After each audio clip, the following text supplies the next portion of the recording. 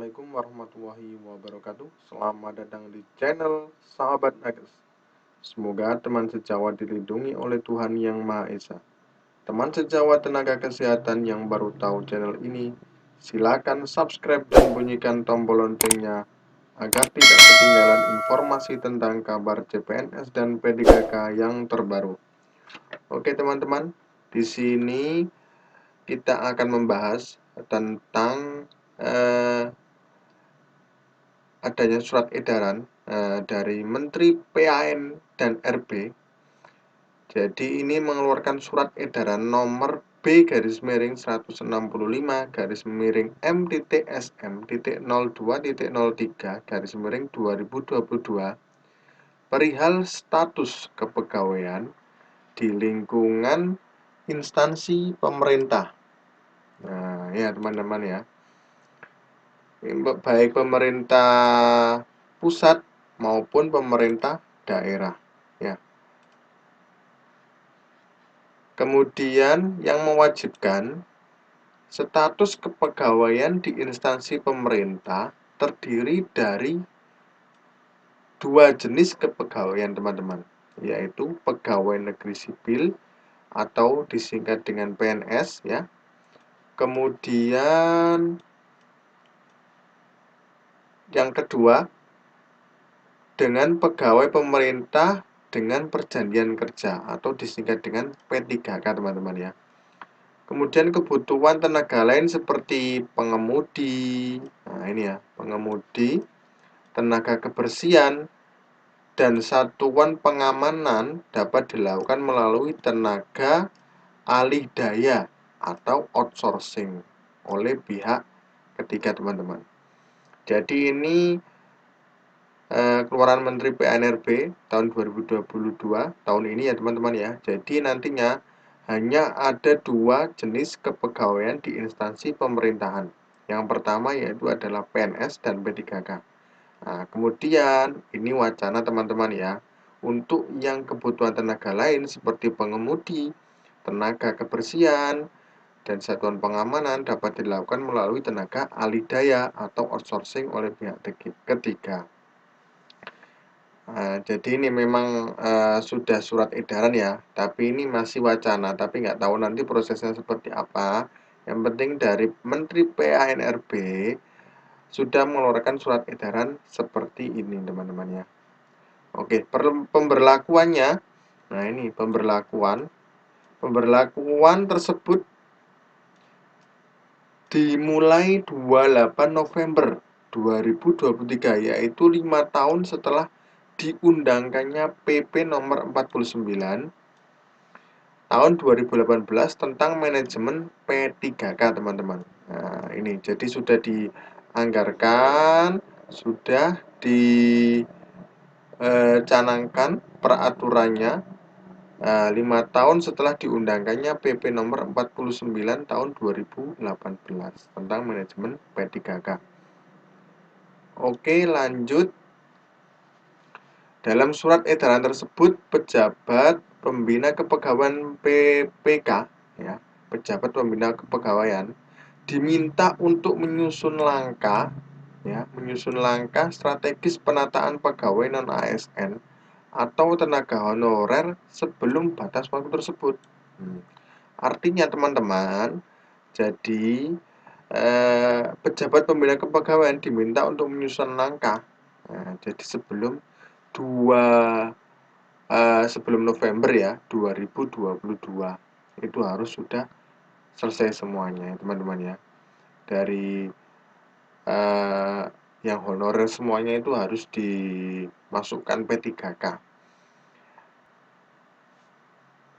Kebijakan penataan pegawai non ASN komitmen pemerintah untuk menata ya pegawai non ASN tenaga honorer telah dilaksanakan sejak 2005. Nah, sudah lama sekali teman-teman. Melalui berbagai kebijakan, antara lain PP nomor 48 tahun 2005 tentang apa ini teman-teman? Pengangkatan tenaga honorer menjadi calon pegawai negeri sipil. Jadi memang dulu langsung diangkat teman-teman. Tahun 2005 dulu ya. Jadi yang tenaga honorer yang sudah lama itu langsung menjadi pegawai negeri sipil. Oke, lanjut. Kemudian diubah dengan PP nomor 43 tahun 2007 ya, dan terakhir diubah dengan PP nomor 56 tahun 2012. Kemudian pada tahun 2014 terbit Undang-Undang nomor 5 garis miring 2014 tentang aparatur sipil negara beserta aturan turunannya ya.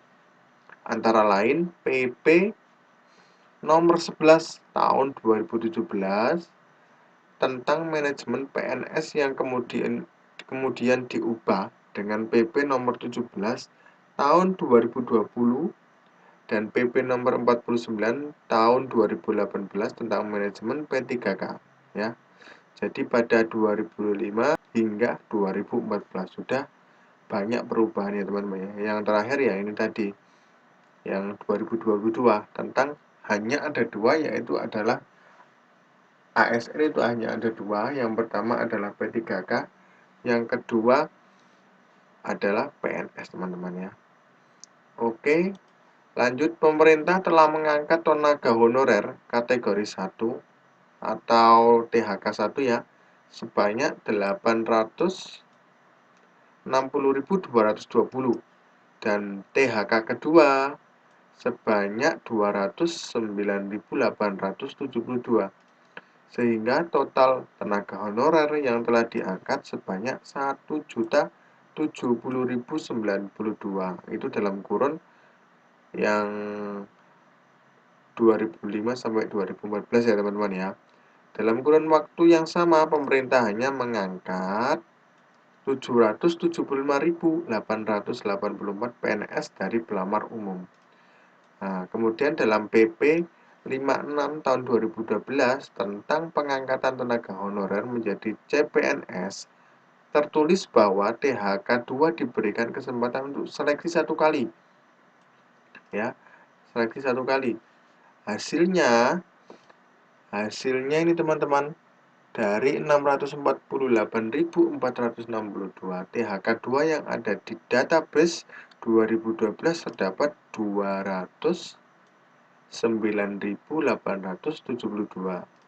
Kemudian THK 2 yang lulus seleksi CPNS pada 2018 sampai 2020 sebanyak ini 438.590. THK 2 ini mengikuti seleksi CPNS dan P3K per Juni 2021.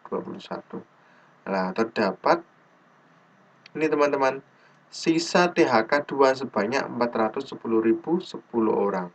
Ya, dari 410.010 orang THK 2 tersebut terdiri atas tenaga pendidik sebanyak 123.502, tenaga kesehatan 4.782, tenaga penyuluh 2.333, dan tenaga administrasi 279.393. Nah, kemudian ini pada seleksi CPNS dan CPPK 2021 terdapat 51.492 THK 2 yang mengikuti seleksi. Jadi memang dari 2005 sampai 2014 sudah pemerintah sudah mengangkat beberapa ratus ribu dari tenaga honorer. Tujuannya apa ya? Memang mengurangi tenaga honorer, jadi biar signifikan ya. Jadi ada yang diangkat tahun berapa itu 2005 2007 ya, diangkat dari honorer ke PNS tanpa seleksi. Yang terakhir ini seharusnya dari honorer bisa langsung P3K, tapi ini masih ada afirmasi teman-teman ya. Jadi teman-temanku sejawat, teman-teman honorer nantinya akan ada afirmasi. Nah, afirmasi itu apa? Tambahan nilai istilahnya teman-teman ya. Ya mudah-mudahan teman-teman masuk semua untuk tenaga honorer yang ada di instansi pemerintah, teman sejawat, khususnya tenaga kesehatan. Oke, mungkin itu saja teman-teman yang dapat kami sampaikan. Mudah-mudahan bermanfaat bagi teman-teman sejawat sekalian. Salam sejawat, jangan lupa subscribe dan share ya teman-teman ya. Oke, terima kasih. Wassalamualaikum warahmatullahi wabarakatuh.